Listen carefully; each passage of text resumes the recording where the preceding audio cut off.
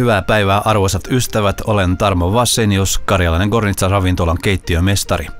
Tänään valmistamme lampaan kylkiä viinikastikkeessa sienikastikkeen kera. Tarvitsemme seuraavia ainesosia. Itse kylkiä, etukäteen keitettyä sieniä. Nyt ei ole tuore sienikausi, mutta ei hätää, erinomaisesti käy myös marinoidutkin sienet. Jos käytämme tuoreita, niin niitäkin täytyy keittää ensin. Tarvitsemme myös voita, smetanaa, tomaattipyreitä, tomaatteja ja karpaloita. Aloitamme.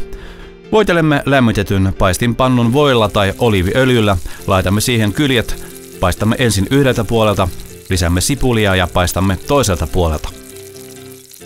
Nostamme hieman lämpötilaa, lisäämme tomaatteja ja vielä voita. Ja nyt huomio.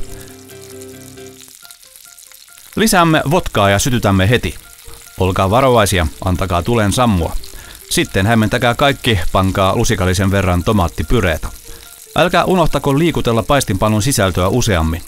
Ja nyt kaadamme viinikastiketta kylille, lisäämme kermaa maun mukaan, sitten smetanaa ja lopultakin sieniä. Mutta sieniämme emme paista, ainoastaan lämmitämme. Nyt voidaan asettaa ruoan lautaselle. Perunamuussi sopii hyvin lisukkeeksi, laitetaan sitä. Nyt kyljet, on parasta asettaa ne päällekkäin. Annos näyttää näin isommalta. Kastikkeeseen, joka vielä hautuu, lisätään pari lusikallista viinikastiketta ja kermaa. Hämmennetään, annetaan ainesosien makujen imeytyä toisiinsa maksimaalisesti pari minuuttia. Ja laitetaan lautaselle.